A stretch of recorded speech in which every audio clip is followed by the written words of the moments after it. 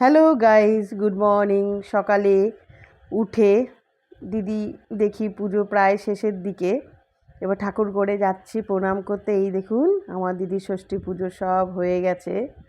আমি ভেতরে কাজ করছিলাম, ও পুজো দিচ্ছিল। এই দেখুন দিদির ঠাকুর ঘর। এবার উঠে গেলাম তেতলার ছাদে। বাড়িঘরের কাজ হচ্ছে, দোতলার তেতলাও কিছু কাজ হচ্ছে। ছাদে গিয়ে ভাবলাম দেখে আসি গা, ছাদের আশেপাশে কেমন লাগছে বাড়িঘরগুলো দেখতে। একদম তেতলার ছাদে একদম সেই উঁচুতে উঠে দেখলাম কি সুন্দর আশেপাশের পরিবেশটা লাগছে, গাছ গাছলি বাড়িঘরে ভর্তি। এই দেখুন এবার এক দিদি জামাইবাবু চলে এসছে ষষ্ঠী নিতে।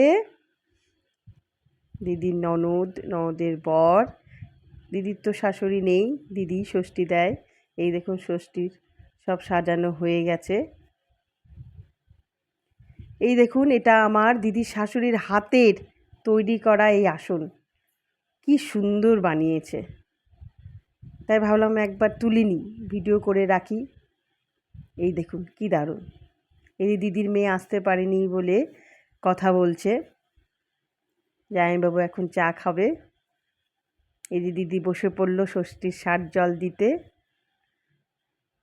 আমরা তো সকালেই নিয়ে নিয়েছি, এবার এই দুই দিদি দিবে, আমরা বসে দেখছি।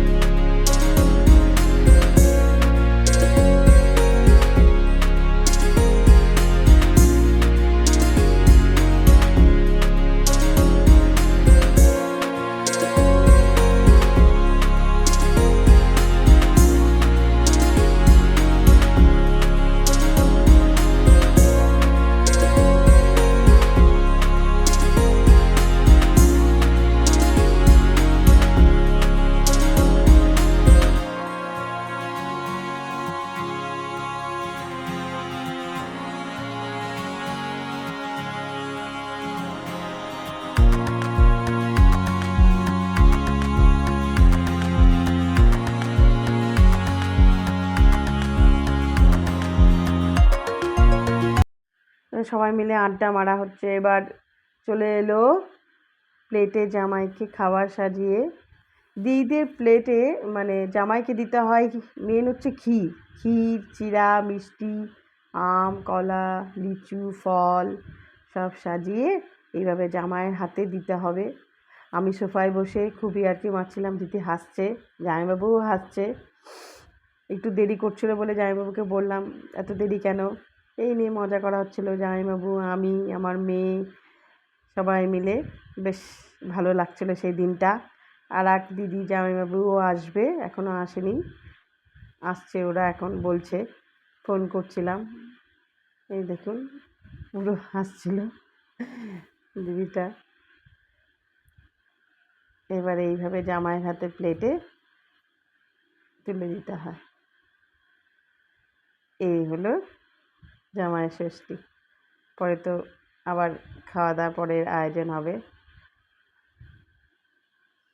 ওই দিদি জামাইবাবুর সাথে কথা বলছে। এই যে আর এক দিদি এক জামাইবাবু চলে এসছে। বকা দিলাম এত দেরি কেন। ওই জামাইবাবু ব্যবসার সূত্রে বাইরে গিয়েছিল, আসতে দেরি হলো, তাই দিদিও দেরি করে এসছে দুই ছেলেকে নিয়ে।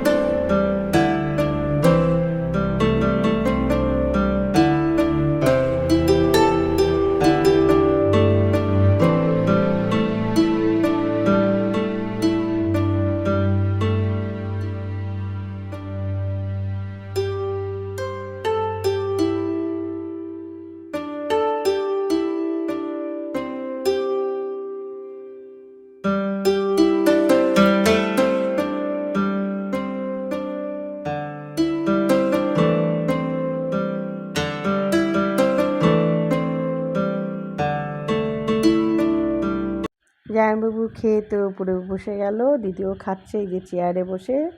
বললো নিচে বসবো না, আমি চেয়ারে বসে খাই। এই যে খাওয়া দাওয়া পর্ব। এখন চলে গেলাম রান্নাঘরের দিকে। ওই যে দেখছি ক্ষীর আর কতখানি আছে, দেখলাম ক্ষীর অনেকটা প্রায় শেষ, এখন অল্প একটু আছে। এই যে খুলে দেখলাম। আমার মেয়ে ভীষণ ক্ষীর খেতে ভালোবাসে, দিদির ছেলেও খেতে ভালোবাসে। এবার রান্নাঘরে যাচ্ছি, দেখি রান্নার মাসি কী রান্না করছে, কত দূর হলো রান্না। বললাম মাসি কী রান্না করছো আর কত দূর বাকি। বলল ইলিশ মাছ হয়ে গেছে, মাংসটা হচ্ছে, বসাইছে। এই যে ইলিশ মাছ, এই যে মাংস দেশি মুরগি, আরও পটলের তরকারি, ডাল, অনেক কিছু হয়েছে। আর দিদি হাতে পোলাও ভীষণ ভালো লাগে। এই যে আমার দিদি পোলাও রান্না করছে, ওর হাতে পোলাও খেতে ভীষণ ভালো লাগে। এবার জামাইদের জন্য প্লেট সাজানো হয়ে গেল। এই দেখুন কি সুন্দর সাজানো হয়েছে। এবার রাত্রে বেরিয়ে পড়লাম আমি ড্রাইভিং শিখতে, ওখানে ভর্তি হতে। এটা বীরপাড়ায় জামাইবাবু এই যে নিয়ে যাচ্ছে। প্রচণ্ড বৃষ্টি হয়েছে রাতে, এখন একটু কম।